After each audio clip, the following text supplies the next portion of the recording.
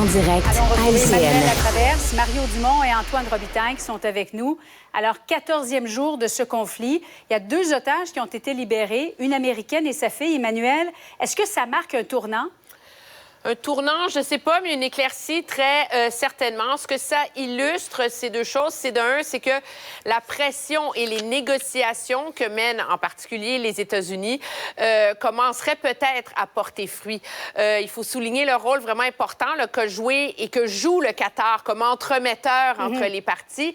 Moi, ce que je vois là-dedans, c'est une espèce de signal de la part du Hamas qui veut contrer l'image qu'ils ne sont que des terroristes sanguinaires. La question que ça pose et qu'il va falloir suivre dans les prochains jours, c'est jusqu'où est-ce que, finalement, la pression des États comme les États-Unis, comme l'Europe, pour réussir à faire libérer les otages, n'est pas en train de mettre de la pression sur Israël pour retarder son offensive terrestre. Oui. Et à partir du moment où on a réussi à en libérer 2, mais là, la pression va être encore plus forte pour qu'on concentre tous les efforts sur les otages avant de consentir à Israël cette invasion avec tous les risques qu'elle comporte. Oui, Mario. Bon, il y en aurait plus de 200 des otages. La question qu'Emmanuel pose est la bonne. Est-ce que ça pourrait retarder l'offensive terrestre qui serait imminente?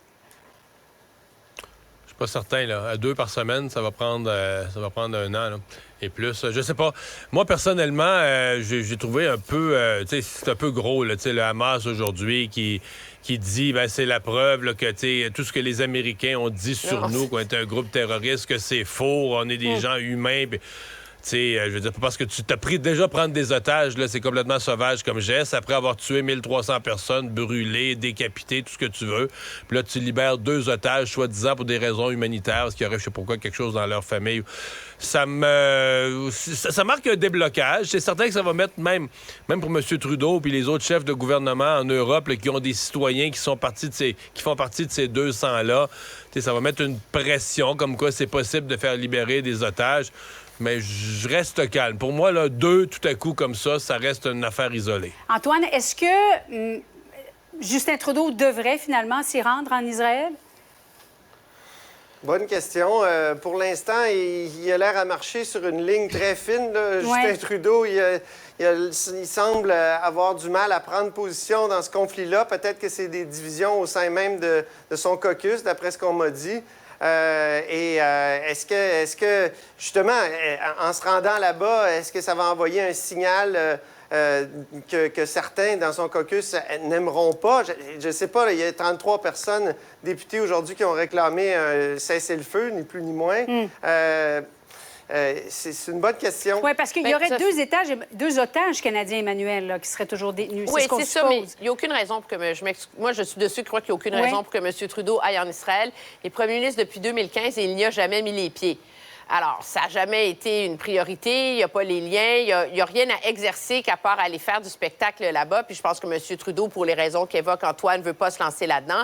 C'est déjà une guerre, un conflit qui est déchirant au sein du Parti libéral, entre les députés de confession juive, entre tous les députés de confession musulmane. Il y a cette fronde qui semble vraiment s'être organisée parce que sur les 33 députés qui ont écrit au gouvernement fédéral pour réclamer un cessez-le-feu, la réalité, c'est qu'il y en a 23 d'entre eux qui sont des libéraux, là. Et c'est pas tous des Palestiniens, là. Il y a Joël Lightbound, il y a un député du Nouveau-Brunswick, M. Arsenault, etc. Et donc, ça montre à quel point, moi, je pense, M. Trudeau a de la difficulté à maintenir l'unité dans son caucus. Est-ce que c'est pas parce qu'il est flou puis il y a de la misère à établir une ligne claire? Peut-être. Mais d'aller se pointer en Israël, diplomatiquement, il n'y a pas de raison. Puis en termes de politique domestique, ce serait nuisible et périlleux pour lui. Bon, ce qu'on surveille aussi, Mario, c'est l'aide humanitaire. Le corridor aurait dû ouvrir ce matin. On risque d'attendre du côté des Gazaouis de 24 à 48 heures. C'est complètement inhumain, là. Oui, on attend au moins 24 heures. La raison officielle qui a été expliquée par les Américains, c'est l'état de la route. Une question d'armes aussi, peut-être, qu'on ne voudrait pas entrer à l'intérieur, pour le Hamas. Oui. Mais question de sécurité, on s'entend, là. Mais je comprends qu'il y aura quand même une pression importante qui va finir par être mise sur cette situation-là, parce que c'est la parole du président Biden. Le président Biden, lui, est revenu, il a dit là, on a gagné un point, on a ouvert un corridor humanitaire. Alors, il faudra qu'il s'ouvre. Là. Il vient un point où la pression vient aussi de la parole puis de l'honneur là, du président américain. Mais c'est complexe, et moi, je demeure convaincu, pour écouter ce qui se dit là-bas, l'armée israélienne, le gouvernement israélien, ils sont convaincus là, que dès qu'on entre de l'aide sous le prétexte humanitaire, il y en a une partie qui est détournée vers le Hamas. Si on rentre, l'exemple, si on rentre du pétrole pour les génératrices des hôpitaux, ils sont convaincus qu'il y en a une partie qui va aller dans les équipements militaires. Là. Bon, ça va faire 2 semaines demain que le conflit a éclaté. Antoine, 36 crimes ou incidents haineux se sont produits à Montréal. As-tu été étonné de ça? Non, parce que aujourd'hui, là, quand il se passe quelque chose à l'autre bout de la planète, aussi médiatisé que ça, on est tellement mondialisé et il y a tellement de communautés ici que ça a des répercussions inévitablement.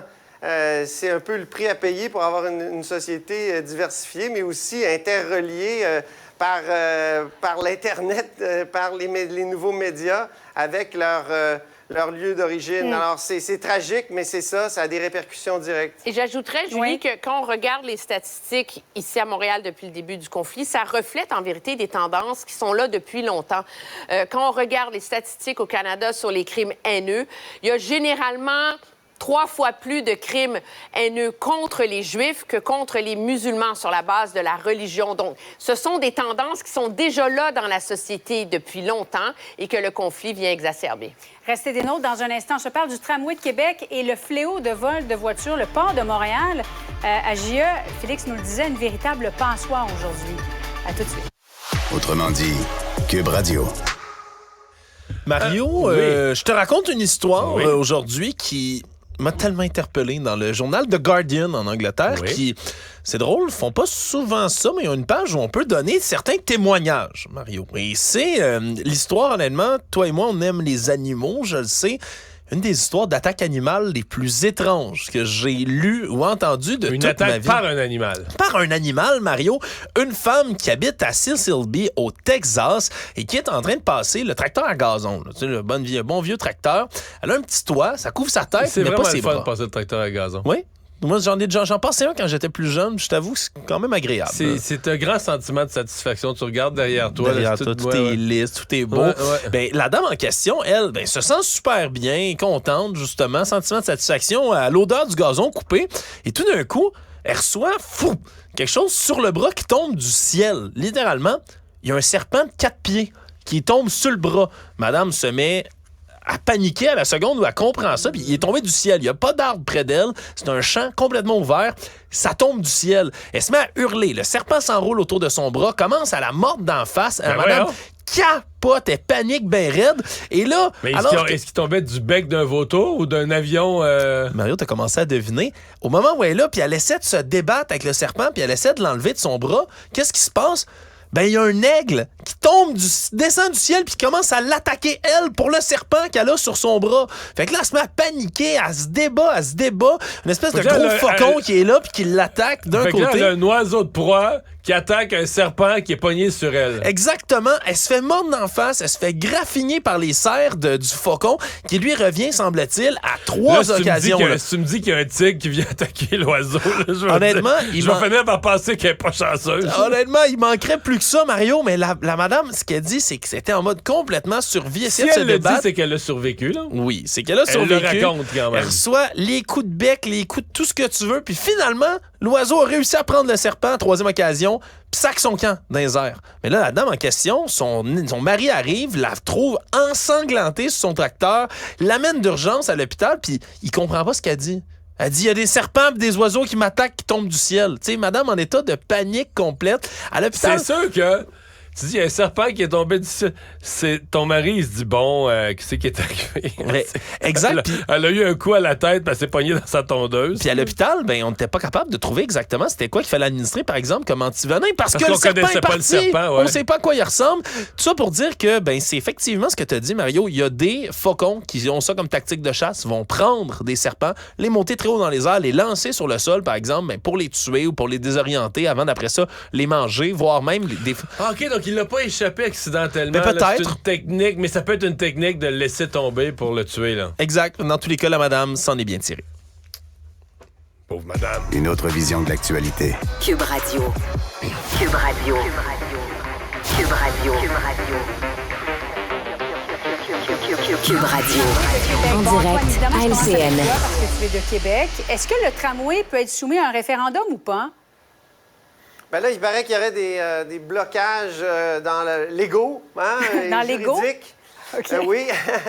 il y aurait des impossibilités, là, mais en même temps, ça se contourne, ces impossibilités-là. On l'a vu avec le gouvernement Charest en 2004, qui a fait 200 combien de référendums dans les municipalités. Bon, il a comme délégué aux municipalités la décision de faire des démembrements, comme on les avait rebaptisés. Alors, ce serait toujours possible, mais en même temps, moi, je pense que ce serait une grave erreur. Ça serait un peu, justement, à l'époque, les diffusions de Jean Charest, il y a plusieurs qui avaient dit qu'il y avait un manque de sens de l'État, là. Il y a quelque chose qui a été fait, qu'après ça, on défait. Et c'est un peu ça, là. Il y a quand même eu 3 élections là, à la mairie de Québec où les partis qui sont favorables au tramway l'ont emporté. Alors, puis est-ce qu'il y a des référendums sur chaque grand projet? Moi, oui. il y a deux autoroutes ici à Québec là, qui ont été élargies. Là. On a coupé bien des arbres. Puis est-ce que c'était avec l'appui total de la population? Moi, je pense qu'il y a une bonne partie de la population qui n'était peut-être pas favorable à cet encouragement-là à l'étalement urbain. Donc, ça soulève toutes sortes de questions, cette idée-là, d'aller consulter. Puis je trouve que le gouvernement semble être dans le cirage total. Il ne semble pas... Et c'est à cause de Jean Talon, hein? Et c'est comme une... Est-ce que c'est dans le but de prendre une bonne décision oui, à cause de la défaite de Jean Talon. Antoine, sûr. tu as dit l'ego. Je pensais que tu avais parlé des égos par rapport à ce projet-là. Aussi, oui. Oui. Bien, Mario, parce que pourquoi faire un projet de plusieurs milliards de dollars que pas grand monde ne veut finalement à Québec? Ben, ça, c'est la difficulté, c'est bien certain. Et surtout si le projet, parce que là, c'est un projet d'en bas de 4 milliards. Mais là, on entend toutes les rumeurs les plus folles, là, qu'on disait 6, 7, peut-être ça va être 8, ça aurait doublé. Puis là, maintenant, il y a des rumeurs que ça pourrait avoir plus que doublé. Peut-être qu'on fait peur au monde pour qu'on trouve ça moins pire quand on aura le vrai chiffre. Mais moi, je suis assez d'accord avec Antoine. Politiquement, je vois pas du tout le gouvernement s'embarquer là-dedans. Première chose, quand tu fais un référendum, il y a 2 camps. Il y a le oui puis il y a le non. Si les gens de la CAQ sont mal à l'aise, savent pas trop où se mettre, ben, si tu fais un référendum, ils vont-tu rester neutres? Ou bien ils vont se mettre dans le camp du oui, mais si t'es dans le camp du oui puis tu gouvernes, ben fais pas un référendum. Puis si tu te places dans le camp du non, ben ça veut dire que t'as fait campagne pour un projet de tramway, puis pendant le mandat, tu fais un référendum pour être dans le camp du non. Moi, il y a beaucoup qui m'échappe là, de la sérieux, stratégie. là. Donc, j'ai l'impression que c'est quelque chose qu'on laisse courir, mais qu'on fera pas. Là. À la fin, il n'y aura pas de référendum. Je crois pas à ça du tout. Emmanuel, as-tu l'impression que c'est tellement compliqué d'aller de l'avant avec un projet au Québec? Mais non, mais c'est ça qui est complètement ridicule, là. Je veux dire, on a fait 3 élections là-dessus, on leur porte bureau de projet, le BAP, je sais pas quoi. Finalement, on commence à se demander s'il va se construire ce projet-là. Puis la réalité, c'est que plus on tergiverse, plus ça prend du temps, plus ça coûte cher, là. Si, à l'époque, il y a 30 ans, le gouvernement avait décidé de faire un TGV entre Québec et Windsor, il serait déjà construit, il aurait coûté 5 milliards, puis ça serait réglé. Maintenant, on est rendu que ça en coûterait 30, puis on n'en ferait pas. C'est un peu la même chose. C'est ça le problème, parce qu'il n'y a pas de vision à long terme qui est établie sur l'élaboration de plans de transport en commun au-delà de la prochaine élection, du désir de ci, de ça. Et c'est ce pourquoi, finalement, ces projets-là sont toujours happés par les impératifs partisans du moment. Mais moi, je propose que s'il y a un référendum sur le tramway à Québec, on devrait avoir un tramway à Montréal sur la fermeture de Camille-Lien-Wood. Et tout le Canada devrait être consulté parce que tout le Canada va payer pour le tramway. C'est ça. Bon, Emmanuel Latraverse, Mario Dumont, Antoine Robitaille, merci beaucoup. Merci. Au revoir. Au revoir. Une autre vision de l'actualité. Cube Radio. Et voilà, c'est ce qui conclut notre semaine. Merci d'avoir été des nôtres. Merci d'être à Cube Radio avec nous. Et on vous retrouve pour une nouvelle semaine lundi. Rendez-vous 15h30.